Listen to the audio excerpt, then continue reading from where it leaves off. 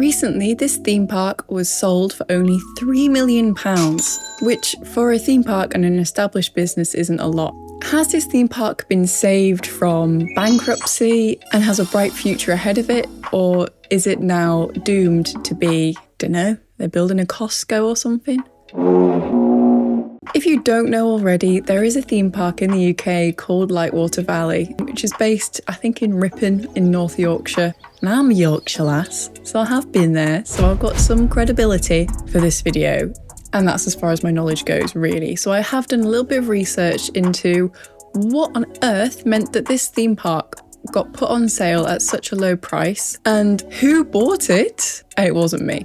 And what are the new buyers planning on doing with this theme park?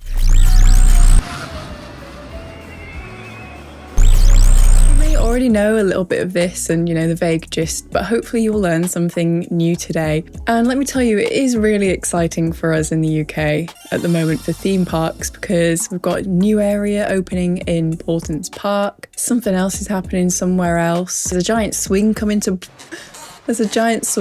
Blackpool, which is pretty good. Do you know what? I'm quite easily stimulated, I think. If that's like exciting, groundbreaking news for me, if you'll pardon the pun. That is a pun because of construction. If that's groundbreaking news to me, then I think I'm going to be living quite a happy life. But of course, Universal Bedford is coming.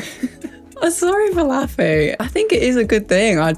It's just funny just knowing Bedford. Like, you got Orlando, one of the most desirable places to live or visit or holiday or vacation in the world. And then you've just got Bedford. Just little old Bedford with its little train station. Aww. But there we go. I'm sorry if you're from Bedford. I think it's lovely. But is it as nice as North Yorkshire Ripon? No. To be honest, Ripon's lovely. It's very beautiful, very scenic, which made it a perfect place for a theme park with lots of screaming and chunks of metal and traffic and tourism. My cat's pooping. Why do they poo when I film a video? If you're sat there thinking £3 million is like a lot of money, what do you mean it's cheap? I do agree, but you could get a flat in London for that price, or potentially my next tier of channel membership for a month. And shout out to my channel members.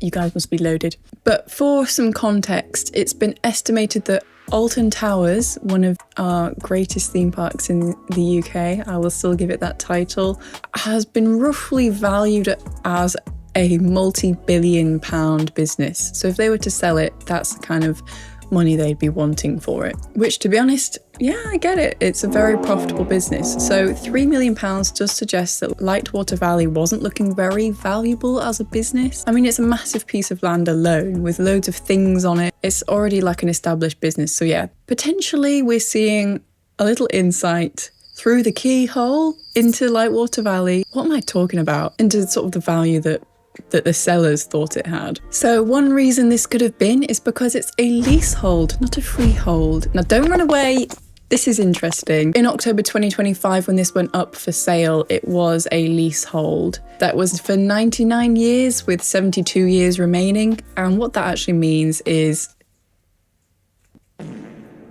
you don't really own the land. Luweepoo, help me out. Imagine a house or flat is like a toy. Now imagine two people are involved. One person owns the toy forever. That's the freeholder.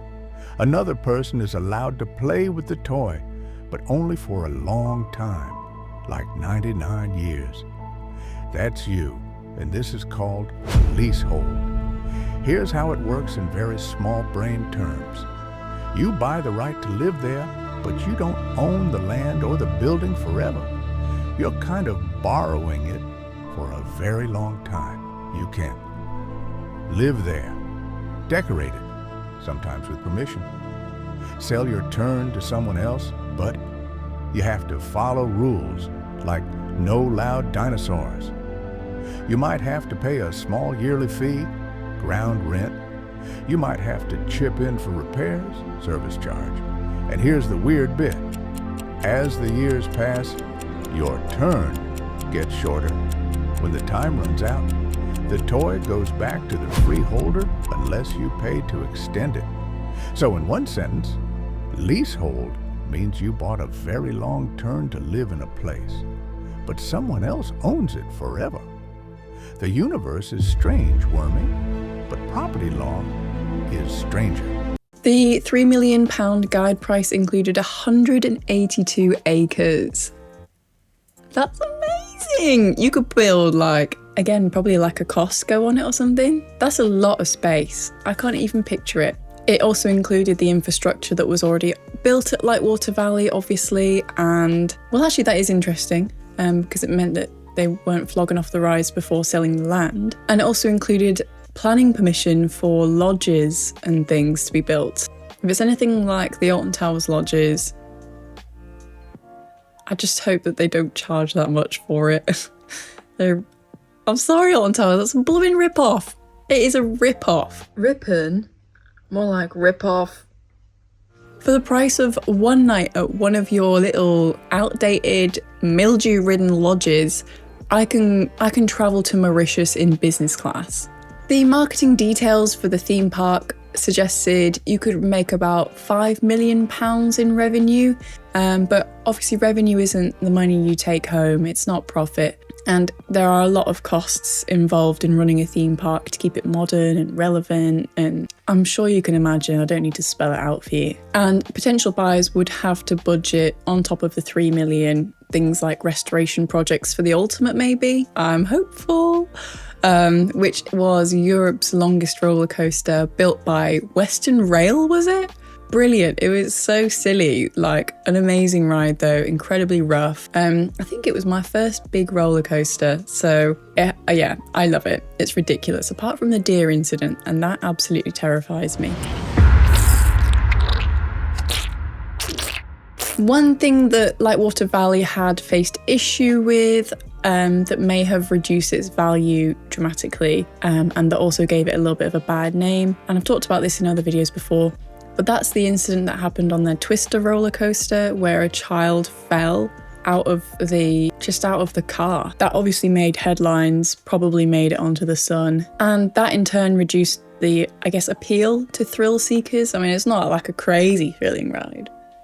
Yeah, I know I'm hardcore, but like there were more thrilling rides there, but it sort of reduced the appeal to people who would normally have wanted to ride that. And I'm not saying this is directly the reasoning, but soon after that, which happened in 2019, the park took a little bit of a change in tactic in who they're marketing towards, which is so sad because obviously I'm a thrill seeker and I just had no reason to visit Lightwater Valley after this. They started removing a lot of rides.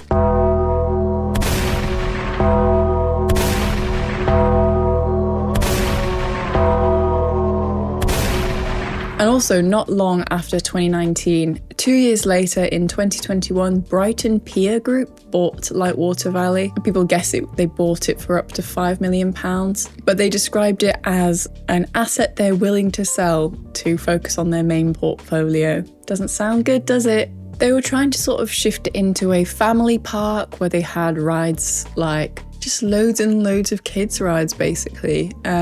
Rides. Caterpillar Ladybird. Which is really sad because when I was growing up, I lived in Yorkshire. And one of my church youth group events was going to Lightwater Valley because they had like a concert there or something. It would be the talk for months, like who's going to go on the ultimate? Are you going to go on Twister? Are you going to like brave one of the raptor attack or whatever it was, the rat attack, whatever it was at the time, I can't remember. And it was just like, oh, there's something scary. And by the way, I was 11. So I was still living with my family. I think I still fell into the category of family. In fact, no, I think I was younger than 11. So the fact that they removed those big rides made me think they must have just been targeting very specific young families, like babies that have just been sprouted. I don't know. It was just a very weird thing to target. But that obviously meant that the rides that they'd be purchasing were much cheaper because they're not massive multi-million pound 14 version roller coasters. They were just little Caterpillar Ladybird. Basically scaffolding with buckets on top. Okay, I'm being a bit mean. It just didn't appeal to me at all. And I don't think it appealed to many people. It might help you to understand this cheap sale if we go right back to the start of Lightwater Valley. Where did it come from? I'm not going to be talking about how the earth formed a valley, but I will be talking more about the business called Lightwater Valley. It actually started in 1969, and it was more of just a sort of farm attraction near Ripon that eventually just started off gathering a couple small rides here and there. The founder, Robert Staveley, was quite ambitious with the kind of things he wanted to build, such as the Ultimate. There are plenty of people who have done deep dives on the Ultimate, but in short, it's a chaos of a build, a massive, massive project based on a vision that wasn't like brought about by a roller coaster designer. But I would say the result was incredible. Not like necessarily enjoyable, but it was amazing. And that was just what it was known for, was the Ultimate. And, you know, they'd use just absolutely groundbreaking puns like have the ultimate experience in their marketing, which is just so clever. What clever wordplay. That must have been really hard to come up with. And actually, when it opened, it was the world's longest roller coaster. Were they going for that record? I don't know. Were they? Someone tell me, were they actually going for that record? I don't believe they were. It just sort of happened because it's just such a massive area to cover. The park's founder wasn't trying to break a world record at the outset. The idea was to build a ride that would take guests to the far end of the park and put Lightwater Valley on the map, not necessarily to smash records. It was only during construction that staff realized the coaster's length would exceed the existing world record, which the park then confirmed by checking the Guinness Book of Records and promoting it as the longest in the world. And the heavy capital spending on the Ultimate in the 1990s took its toll on Lightwater Valley a bit. The budget was £1.2 million, but they ended up spending around £5 million. So in 1997, the park was sold. It was given to Queensborough Holding for a 99-year lease. That's where that came from. Again, for about 5.2 million, which is the equivalent to this today. And within a year, Queensborough decided to sell onto somebody else. So in 2001, Ball Investments decided to buy it, and they used something called Heritage GB to run it. Now, it's hard because, you know, Lightwater Valley could have developed into something amazing during this time. But in the 2010s, obviously, we had just some amazing investments in places like Thorpe Park and Alton Towers and even Flamingo Land, dare I say. Video coming on that soon. So the competition was just really high. And do you know what? No one I know has even heard of Lightwater Valley, really. Like, obviously some theme park enthusiasts have, but like, yeah, no one seems to know that it exists. This is just my own personal take. I think they could have done a lot more marketing, really. I know they might not have had the budget for it, and I've never had to run a business like that, so I don't know what it's like, but they definitely could have done more marketing. There was so many strong points about Lightwater Valley that, yeah, the fact that nobody even knew what it was just says a lot. Wait, did you know that it's possible to get back row on any roller coaster in the world with this one simple trick? You need Luweepoo pins. This one says back row, please. And if you don't like back row, but you don't like trim brakes, which, oh my gosh, so relevant with Kadia's new trim brake on the world's fastest roller coaster, you can wear this, which says I hate trim brakes. And I do agree, hate is quite a strong word, but it is in jest, and glitter does help subside the negativity. If you're interested, there's a little sale on at the moment, and I often just throw in freebies anyway. Check out the website. And having the Ultimate, it was a very high maintenance ride, quite expensive to run, so they just made the decision to close it in 2019. Did Sean from Theme Park Worldwide by any chance purchase one of the trains? I have a feeling I either saw that or dreamt it. I wanted that train. Can you save some unique merch for the rest of us, please? Anyway, it's wonderful that he got that piece of history. Yeah, so now you're all caught up to when the incident happened on Twister, and yeah, everything started to go a bit wrong. But there is actually hope. This isn't a totally negative video because someone has bought Lightwater Valley again. And yeah, it's had quite a history of many owners, but there is good news. This is a reputable company who has historically shown that they know how to run a pretty good amusement park. Careful wording from me. Amusement park. Let me have my coffee because this bit's exciting.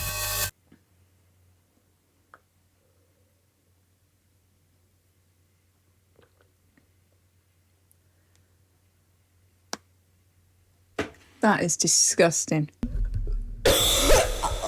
Okay, I actually do like coffee. Just hang on, my eyes are watering. So who bought it? Come on, someone tell us who bought it. Well, I'm gonna give a drum roll. It was the Mellors Group. Who's that? Is that John Wardley? Well done, Mellors Group. You have acquired the 72-year remaining lease on Lightwater Valley theme park, family attraction theme park. Who is Mellors Group then? Well, you might know them from Fantasy Island in Skegness, which is an amusement park that's kind of unique in that it's not really got any walls. You can just sort of walk in. It's either like a full day ticket thing that you get in a normal theme park that allows you to go on every ride, or you can just pay ride by ride. And for that you'd think, oh, is that a bit naff, bit dodgy, bit rusty? No, it's actually brilliant. Millennium Force is a fantastic roller coaster. Was it Odyssey Sprinkle, whatever it's called, is fantastic. Absolutely massive. A really unique park to go to. And if you're a big fan of like flat rides, which I am, it's such good fun. I like it. And there's also a nice market underneath that you can get stuff from. To be honest, I've not... Oh my gosh, do you want to know a cool fact? I'm going to show you it. I actually got my belly button re-pierced underneath Millennium Force. Ew. There's a little piercing shop in there. And I was like, my belly button piercing got ripped out when I was on holiday once. And I thought, I'm quite impulsive, so I just saw that and thought, that's cool. I'm obviously not going to get a tattoo here, but I will get a piercing. So Mellors are well known, not for their piercing studios, but for sort of refurbishing flat rides and like other fairground attractions. But the one thing that I think is upsetting theme park enthusiasts about a little bit is because they're like, can't you just give me another Alton Towers in North Yorkshire? Can't some random trillionaire go and... Enthusiastic crazy guys. Can't some random trillionaire go and buy Lightwater Valley and then just refurbish all the things I've got nostalgia to and then build a massive dive coaster, a stupidly, incredibly technologically advanced dark ride, and then also make it open all year round, open 24 hours a day like Disney, and build a palace so I can stay there. That's what enthusiasts want. And I'll be honest, I think places like Universal have made us a little bit out of touch. There aren't many people who can buy anything for £3 million, let alone quite a risky project like this. An extremely small pool, a group that's had experience with theme parks. So I think we're very, very, very lucky to have Mellors Group purchase Lightwater Valley if we want a future out of it. Please have some foresight.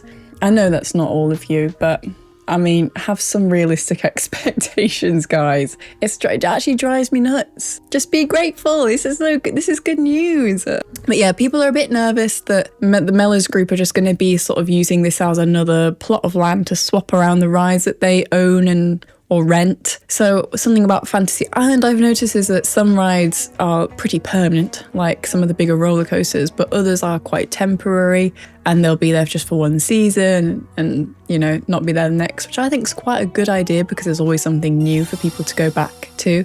And it's quite affordable way of doing it rather than a huge, massive, permanent flat ride that is the exact same thing as you had a few years ago. But yeah, this isn't like to everybody's taste, really. But if you think about the general public, I think it's a good thing. Mellors Group have suggested that they're going to be bringing new life and new investment into Lightwater Valley, which is just fantastic, isn't it? I'm so excited.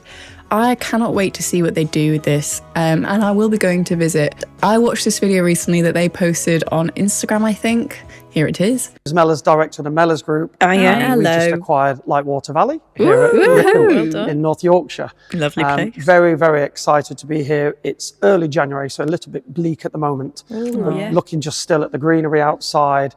We've been here before in the summer, so I'm really looking forward to seeing this summer again in its full blooming greenery. What's your French? And introduction this year of some new rides and attractions already. So we really want to try and bring back the age range from 12 and under, which is mainly targeted at the moment, but also then reaching out to the full family. So we want it to be exactly what it is, Lightwater Valley family adventure park. So it's to reach to everybody. So yeah, really excited for this year and also for the next few years to come.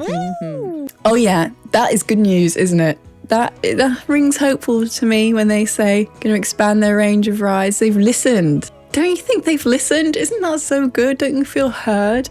It looks like the planning permission for the glamping pods is still very much something that they're planning on doing. And their goal apparently is to put Lightwater Valley back on the map. Oh, thank you, Mellors Group. I'm so happy. Thank you so much. The history of the Mellors Group actually goes back to the 1800s. From the original fairground showmen. Did you know that the first ride that they made was a coconut stall and a boat swing ride? So they are very experienced in fairground rides. So I think that is what we can expect to see. But I mean, Lightwater Valley had a ride called Whirlwind, which was absolutely fantastic. Which is a bit like Samurai at Thorpe Park if you've ever been on it. It's a top scan. They're so good. They're absolutely brilliant. Very intense and like a random cycle every time. You can select where you sit so you can change the intensity. Yeah, brilliant. They used to have one there and I hope that Mellors Group plant one back in Lightwater Valley because being able to have re-rides on that, just amazing. The Mellors Group is actually generational, so it's a business that's been passed down from family member to family member, which I think is a good thing because that means that these people really care about making good decisions. They're not just going to come in for one season, be like, I can't do this is rubbish, and leave. I think that they will be committed to their reputation, but also using all of the experience that they've gathered through the generations to make sure that this works out well. They sort of have another brand which is Mellors Entertainment, which sounds so similar to another company. I just can't put my finger on what it is, which is part of the Mellors Group. And that, interestingly, has a lot of work out in the Middle East. I wasn't going to talk about it, not actually for any reason, it just doesn't really affect me. The Qiddiya Six Flags part. There's a lot going on in the Middle East in terms of theme parks. People have very strong opinions either way. But it's interesting to see that there are lots of developments there and that Mellors have a leg over in the Middle East. Ew, why did I say it like that? They have, I was going to say dipping their toes in, but there is more than that, so I said leg. They've got things like Winter Wonderland, Qatar, Boulevard World. Both of these places in the Middle East have a lot of supply coming from the Mellors Group. And Mellors Group took on Fantasy Island in 2014. So they haven't always had it, but they actually basically rescued it from administration in 2014, which again, that is good news, isn't it? So they've seen businesses that are failing and specifically theme parks and turned it around. Guys, you fancy going to Wales? No, it's too late for Oakwood, isn't it? It's too late. And something brilliant that has happened in Fantasy Island in the time that Mellors Group has been there is the big old pyramid that they've got, the indoor section. It's so good, so well themed. And if you're one of those people who I just want a theme park, not an amusement park, well, Fantasy Island has a very different terrain. I mean, you've got sort of forest that's a bit closer to something at Alton Towers at Lightwater Valley, which will, I think, affect the atmosphere anyway, compared to sort of the concrete look of Fantasy Island. But they have built that pyramid in Fantasy Island, the indoor section. It's really well themed. Like, it's got beautiful lighting, theme tunes. They've got like a custom dark ride and stuff. They're not just like a temporary ride shuffler. And since the Mellors Group have such expertise in like maintenance and basically preserving fairground rides, and just very good expertise in fairground rides, I like to think that means that operationally Lightwater Valley will really stand out. We've got the competition obviously coming up, Universal, but I do think that because it's so far away from Universal, it will still stand a chance, and provided that they have really good operations. I mean, anything's better than Flamingo Land at the moment. I think they'll do really well. They also are very involved in things like events and stuff like that. So we could be seeing things like shows. Oh my gosh, I'm just so excited. I can't wait to get out there and keep on riding and go and visit Lightwater Valley. So I think we should expect a more dynamic ride-heavy experience when we next go to Lightwater Valley once they've started developing stuff. But I think they're already very quickly starting to put in stuff and get ready. They've got plans. It's just so exciting. This is like the best theme park news ever for me, because I've got the nostalgia for Lightwater Valley, even though all the original rides are pretty much gone. Caterpillar Ladybird. It's really like a very beautiful area as well, so there's so much they could do with like the landscaping and just like making it feel like the same charm that Alton Towers kind of has with its scenery. I love. And guys, this is just good news, okay? Please rejoice with me. This is absolutely fantastic. I don't know. Okay, I'm excited. Thank you for watching this. Let me know your thoughts on the news. Did you learn anything today? Probably not, but I hope you enjoyed the discussion. Oh my gosh, I'm more excited about this than Universal right now. So, and I'm not saying that to like stir the pot. Yeah, okay, I'm gonna say goodbye now. I'm gonna link in the comments a commentary playlist if you're interested in other theme park chats. And let me know what you want me to talk about, because this is for you really, not for me, because I could talk about this to my husband. So yeah, have a good week. Bye.